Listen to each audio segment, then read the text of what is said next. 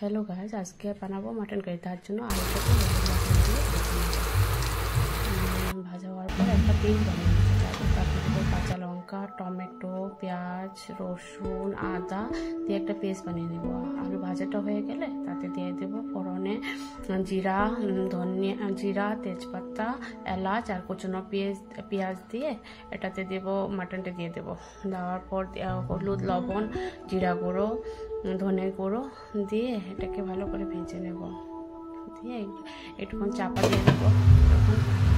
একটুক্ষণ ভাজা হয়ে যাবে, তাতে দেবো টমেটো আর সেই পেস্ট করা মশলাটা দিয়ে দেবো। তারপর তাতে দেব দই দিয়ে এটাকে ভালো করে কষাতে হবে, অনেকক্ষণ কষাতে হবে, যতক্ষণ না মশলা থেকে তেল ছেড়ে যায় এটাকে কষাতে হবে।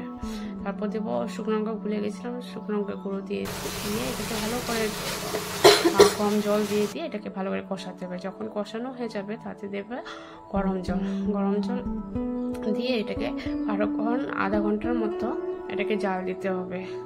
দিয়ে তারপর নামানোর আগে কাঁচা লঙ্কা, ধনিয়া পাতা আর গরম মশলা, কস্তুরি মেথি দিয়ে একটুক্ষণ চাপা দিলেই হয়ে যাবে মটন কারি।